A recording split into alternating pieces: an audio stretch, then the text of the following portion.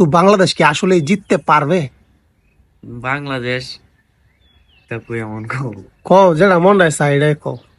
বাংলাদেশ জেতার সম্ভাবনা ততটুকু নাই, যেহেতু ইন্ডিয়া বর্তমানে ওয়ার্ল্ড সেরা একটা দল। আচ্ছা, তবু যেহেতু বুমরা নাই, বুমরা তো নাই, রাইট। আছে তবু অনেক ভালো সিরাজের আছে, তারপরও ব্যাটসম্যান টপ অর্ডার দিক দিয়ে ইন্ডিয়া সব থেকে ভালো ব্যাটার করে বিরাট কোহলি, রোহিত শর্মা, আহ, শুভমান গিল সবাই আছে। তারা আছে। যেহেতু ইন্ডিয়া ভালো করবে, কিন্তু বাংলাদেশেরও চান্স থাকার কথা, যেহেতু তারাও একটা ভালো টিম নিয়ে গেছে ওই জায়গায়। জি জি জি। তো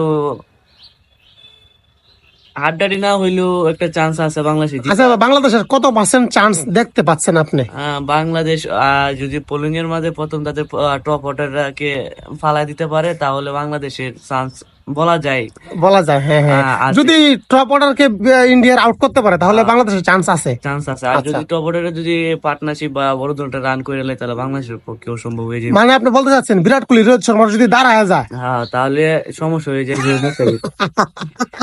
না, এটা সত্যি কথা। না, এটা বাস্তব। তারপর রোহিত শর্মা যদি 10 ওভার খেলতে পারে তাহলে খেলা শেষ। তাহলে খেলা শেষ। আর আবার মনে করেন আমাদের বাংলাদেশে যে ওপেনিং ব্যাটসম্যান বা মিডল অর্ডার যারা আছে, হ্যাঁ হ্যাঁ ওরা অতটা সুবিধা করতে পারে না। যে একজন ম্যান কার হইলো আরেকজন ম্যান জায়গা, হ্যাঁ হ্যাঁ। একজনের দেখা দেখি আর একজন যাইতে থাকে। মানে আমরা 5 উইকেট রেখে ওয়াশরুমে যাই, ওয়াশরুম থেকে বের হয়ে দেখি 8 উইকেট নাই। হ্যাঁ, যে ওইটাই।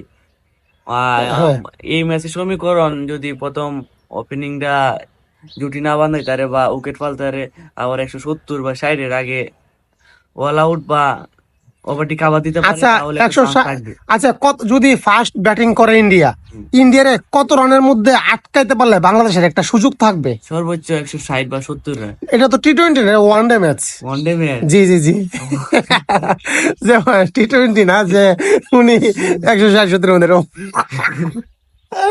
ওয়ানডে ম্যাচ কত কত দাঁড়ানো লাগবে? 280 বা 270, 250 এইগুলোর মধ্যে আবার 300 প্লাস তুলে লাইলে হ্যাঁ। আবার বাংলাদেশ এটা পারবে না। আচ্ছা, তাহলে ইন্ডিয়াকে 280-র মধ্যে রাখতেই হবে। হ্যাঁ, 200 যদি রাখতে পারে তাহলে বাংলাদেশের একটা সুযোগ থাকবে। একটা সুযোগ থাকবে। এবং বাংলাদেশ যদি ফার্স্ট ব্যাটিং করে কত রানের মধ্যে, কত রান ইন্ডিয়াকে টার্গেট দিলে বাংলাদেশের একটা চান্স থাকবে, সুযোগ থাকবে? ইন্ডিয়া, মানে ইন্ডিয়া তো একটা ভালো ওয়ার্ল্ডের একটা ভালো টিম। তো ওইখানে দিতে গেলে 300 প্লাস রান দিতে হইব টার্গেট। ইন্ডিয়ার 300+ রান টার্গেট দিতে হবে বাংলাদেশের। আচ্ছা, জি, যেমন 310 বা 315 এরকম রান দিতে গেলে একটা জিতের চান্স থাকে। চান্স থাকবে বাংলাদেশের। আচ্ছা আচ্ছা।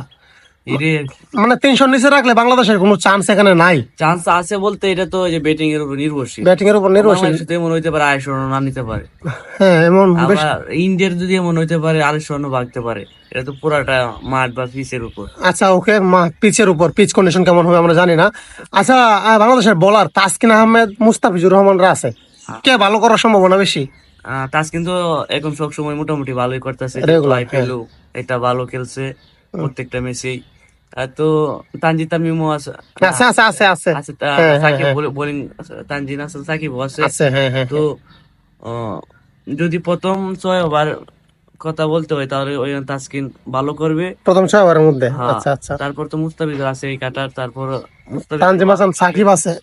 সাকিব আছে। তো বোলিং এর মধ্যে আমরা একটু ভরসা রাখতে পারি, যেহেতু এ পর্যন্ত আমাদের ফেস বোলিং এটাকে তো কঠিন হয় নাই। এই প্রথমেই এই প্রথম ওটা নাহিদ ভালো বোলিং, হ্যাঁ, Nahid, right right right, Nahid Rana ওরা আছে। সবাই যেহেতু আছে, তাহলে আমাদের বলতে পারি বাংলাদেশের ফার্স্ট বোলিং দুর্দান্ত লেভেলের। দুর্দান্ত লেভেলের আছে।